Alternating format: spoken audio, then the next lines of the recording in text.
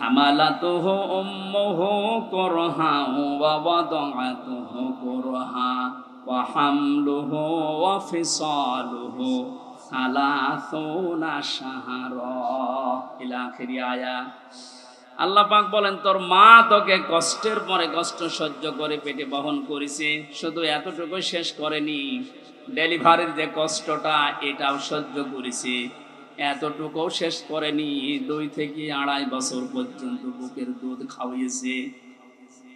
কোন মানুষ যদি এই পৃথিবীতে বলে মায়ের কষ্ট ঋণ আমি শোধ করে দেব, বিশ্বনবী জানিয়েছেন জন্মের পরে যে 1 ফোঁটা দুধ তোমার মুখে মা দিয়েছিল, ওই ঋণটাও কিয়ামত পর্যন্ত শোধ হবে না। মায়ের এই কষ্টের কথা শোনার পরে যে মানুষগুলোর ভেতরে আবেগ আপ্লুত হয়ে মায়ের কথা মনে হচ্ছে যে এই কষ্ট সহ্য করেছে আমার মা, অবশ্যই তাদের উচিত হবে আল্লাহর ইবাদতের পরে মা বাবার দিকে খেয়াল করা, তাদের খেদমত করা। কোরআনে কারীম জানিয়েছে, ওয়াকাদা রাব্বুকা আল্লা তা'বুদু ইল্লা ইয়্যাহু ওয়া বিল ওয়ালিদাইনি ইহসানা। এদিকে তাকান। আল্লাহ আদেশ দিচ্ছেন, আমি রায় দিয়ে দিলাম। রায় দিচ্ছেন কে? আমি রায় দিয়ে দিলাম, লিখে দিলাম। এই যে কযা মানে ফয়সালা করে দেওয়া, রায় দেওয়া, লিখে দেওয়া, সিদ্ধান্ত জানানো। আমি আল্লাহ সিদ্ধান্ত নিয়েই ফেলেছি, রায় দিয়ে দিয়েছি যে আমার ইবাদতের পরে আর কারো ইবাদত করা যাবে না, আর মা বাবার খেদমত করা লাগবে, তাদের পেছনে খরচ করা লাগবে। মহেশপুর বাসী এখানে একটা শিক্ষা পেয়েছি আমি, আল্লাহর ইবাদত করা, আল্লাহর আইন মানা নফল না ফরজ? আরো জোরে বলেন। মা বাবার আইন মানা। আপনি আলেম, আপনি কথা বলবেন, যারা জানেন না মুখ খুললেন কেন বলেন তো? আমি এখানে একটা শিক্ষা নিতে চাই, আমি গতানুগতিক কথা বলি না। আপনি দেখেন তো কি এখান থেকে বের হয়। আল্লাহর আইন মানা আমরা দেখলাম ফরজ, প্রশ্ন করা যাবে? বলেন না কেন? আল্লাহর আইন আপনার বুঝে আসুক বা না আসুক, এটাই ফাইনাল, কোনো প্রশ্ন। আল্লাহর আইন মানা কি? সবাই মুখ খোলেন তো কি? মা বাবার আইন মানা ফরজ। এই যে মাঝখানে ওয়া আছে, মা বাবার আইন মানা ওয়াজিব না, ফরজ না, ওয়াজিব না। মা বাবার খেদমত করা ফরজ, আইন মানা শুধুমাত্র আল্লাহর ফরজ। কার? আরো জোরে বলেন। আর আল্লাহর পরে রসুলকে আল্লাহ শরীয়ত প্রণেতা বানিয়েছেন, শারে। এজন্য উনি যে নিয়ম নীতিগুলো দিয়েছেন ওইগুলো ফরজ। মা বাবার আইন মানা ফরজ নয়, তাদের সেবা করা, খেদমত করা, টাকা পয়সা তাদের পেছনে খরচ করা কি? বলেন না কেন? কেন ফরজ কেন? আল্লাহ রাব্বুল আলামিন দলিল দিচ্ছেন, আখফিদ লাহুমা জানাহা যুল্লি মিনার রাহমা। এইদিকে তাকান, এটা আলেম না? এটা শব্দটা আছে আখফিজ, খফজন মানে ডাউন করা, এরপরে ফল করা। খফজন মানে কি?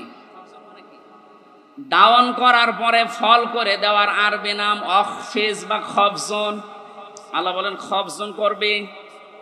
জানাহান মানে ডানা, দিল্লুন মানে ছায়া হয় বা নম্রতা হয়। তোর যে ছায়া আছে ডানা, আর এই ডানার ছায়াটা এভাবে ডাউন করার পরে ফল করে দিবি। আমার প্রশ্ন হচ্ছে, এ পৃথিবীতে কোনো মানুষের ডানা আছে কি? এটা কি? তাহলে আল্লাহ এখানে এদন দিত বা আউদা দিত, এ শব্দ না দিয়ে জানাহুন পাখির ডানা আল্লাহ আমাদেরকে দিলেন। আল্লাহ মনে হয় জানে না তাই জানাহুন দিলেন পাখির ডানা আমাদেরকে ধার করিয়ে। কেন? ডানা আর দুনিয়ায় কারো নেই। পৃথিবীতে আর ডানা কারো আছে না নেই? কিসের আছে? আরে ভাই পাখির ডানাই তো দিয়েছে। পাখি বাদ দিয়ে পৃথিবীতে আর কারো ডানা নেই? আছে, এরোপ্লেনের ডানা আছে, হেলিকপ্টারের ডানা নেই। ওদের ডানাটা আল্লাহ এখানে লাগালেন না কেন? তাহলে তো আমাদের এই যে জানাহুন দেওয়া লাগতো না। পাখির ডানার কথা দিয়েছেন এই জন্য তাফসীর মাহফিলে আসতে হয়। আপনারা শুনতেছেন? জানাহন শব্দটা আল্লাহ পাখির কাছ থেকে ধার করে আমাদেরকে লাগিয়ে দিলেন, কারণ আমাদের এই হাতের ভেতরে পর নেই, এর ভেতরে মোলায়েম কোনো কিছু নেই, সব শক্ত। পালক আছে, পর আছে, মোলায়েম করার কোনো কিছু নেই, এটা শক্ত। কিন্তু পাখির ডানার ভেতরে পর আছে, পালক আছে, একটার পরে আর একটা যখন লাগিয়ে দেয় সফট হয়ে যায়, কোমল নরম তুলতুলি হয়ে যায়। আল্লাহ এতটুকু শেষ করেন, জানাহাত দুল্লি মিনার রহমা দিয়েছে।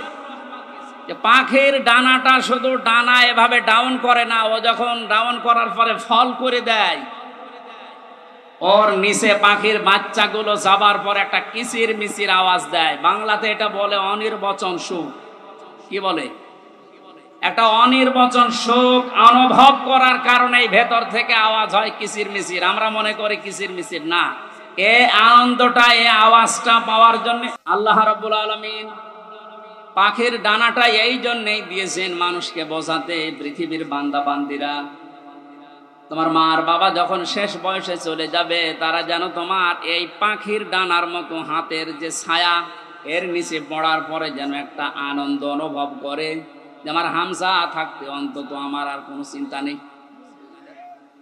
মহেশপুরবাসী কত আলেম এখানে বসে আছে, হাজারো মানুষ। আমরা বলেন তো, আমাদের মা আর বাবা এখন শেষ বয়সে এসে এইটা বলার মতো স্কোপ পাচ্ছে না? পাচ্ছে। আল্লাহ রাব্বুল আলামিন মায়ের কথা 3 বার দেওয়ার জন্য তারা এই বহুবচন দিলেন, আর বাবার কথা 1 বার দিয়েছেন। আমি যেটা পর্যন্ত এটা নিয়ে এসেছিলাম, নেই থেকে শুরু করে পর্যন্ত যিনি নিয়ে আসলেন, কারো সাহায্য যার লাগেনি। মার বাবার এই যে স্ফলিঙ্গ দিয়ে নাপাক পানিটা দিয়ে তাফসীরে পড়েছি, আল্লাহ 8টা জিনিস বানিয়েছিলেন: রক্ত, গোশত, চর্বি আর চামড়া, চুল, রগ, হাড় আর পর্দা। 8টা জিনিস যখন মায়ের রেহেমের ভেতরে এক হয়ে যায়, আল্লাহ পাক তখন ফেরেশতাদেরকে বলে, আমি আল্লাহ আমার রব নামের কারণে 5টা জিনিস একে দান করব। ওয়াজআলা লাকুমুস সামআ ওয়াল আবসারা ওয়াল আফইদা ইলা আখিরিল আয়া। সূরা নাহলের 78 নম্বর আয়াতের মাঝের অংশে আল্লাহ জানিয়েছেন, শ্রবণ শক্তি, দর্শন শক্তি, বাক শক্তি, আকেল শক্তি আর ঘ্রাণ শক্তি, এই 5টা আমি আল্লাহ নিজে তাকে দান করেছি। একটাও যদি কম দিতাম, দুনিয়ায় আসতো ওই লোকটা কিন্তু অপূর্ণাঙ্গ হয়ে। এখানে অনেকাংশ মানুষ, আমরা সব পূর্ণাঙ্গ মানুষ। কয়েকজন হয়তো আছে বিকলাঙ্গ, অন্ধ, ন্যাংড়া, কিন্তু হাজারো মানুষ আমরা সব পূর্ণাঙ্গ মানুষ।